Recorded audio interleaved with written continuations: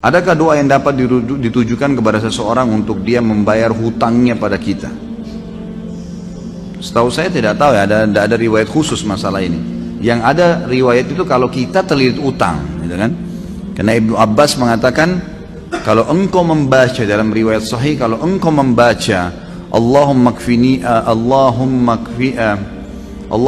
bihalalika an haramik waqdin bi fadlika amman siwak.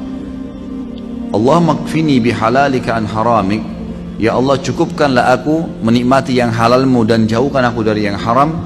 Waqdini bifadlika amman siwak, dan lepaskan saya dari ketergantungan kepada selainmu, maka akan dibayarkan utangmu oleh Allah walaupun memenuhi langit, kata Ibnu Abbas radhiyallahu anhu.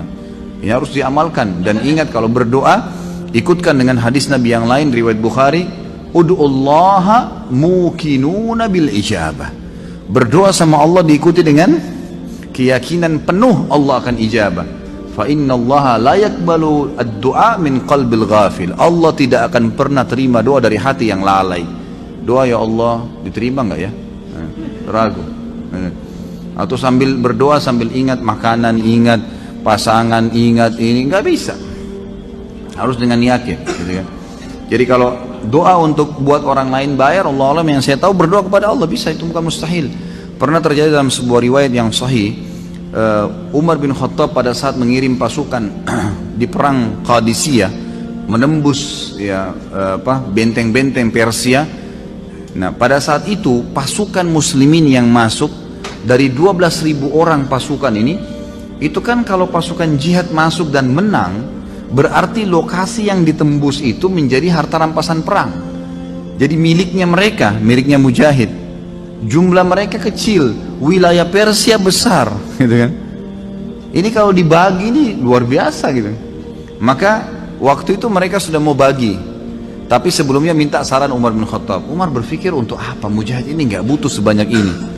Maka Umar bin Khattab juga berpikir mereka mu'allaf, baru masuk Islam, baru mengenal Islam, lebih baik ganimah ini harta rampasan perang dibagi aja, tetap pemiliknya tapi dikasih setengah kepada para mujahid. Waktu itu Bilal radhiyallahu anhu, sahabat Nabi yang lain, menolak. Waktu Umar bin Khattab kasih keputusan, kata Bilal, ya Amir Mu'minin, jelas hukum agama kita, gitu kan? Ini dibagi untuk mujahidin. Maka Umar bin Khattab mengatakan, wahai Bilal, pikirkanlah, kalau kau mendapatkan sekian bagian dari Persia, kau mau apain itu harta? Banyak sekali, gitu kan? Dan mereka itu orang-orang yang baru masuk Islam. Lebih baik kamu berbagi dengan dia sambil kamu ajarkan Islam. Ini pendapat Umar. Tapi Bilal tetap ngotot, nggak mau.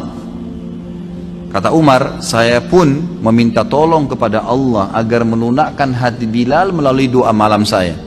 Maka Umar bin Khattab sujud berdoa kepada Allah di salat malam. Ya Allah, lunakkanlah hati Bilal. Ya Allah, lunakkan, terus begitu. Kata Umar radhiyallahu anhu, pas tiba habis sholat subuh, Bilal datang kepada saya mengatakan, saya ridho kepada hukummu hai Amir Mu'minin. Gitu kan? Jadi bukan mustahil berdoa, doakan. Ya Allah, lunakkan hatinya supaya dia bisa membayar utangnya, gitu kan? Sambil tentu kita muhasabah, teman-teman sekalian. Jadi kadang-kadang kita juga ini terlalu banyak, terlalu pintar menyalahkan orang, tidak bermuhasabah. Apa yang terjadi, sesuatu yang terjadi pada kita, yang paling pertama hisab diri kita dulu.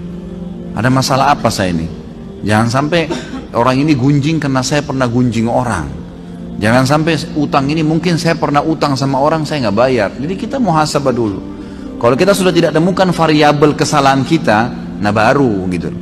Baru kita mungkin ini cobaan murni, bukan karena kesalahan saya. Tapi kalau kita memang dasarnya ada kesalahan dulu, mintalah kepada Allah mudah-mudahan jadi pengampunan dosa. Gitu.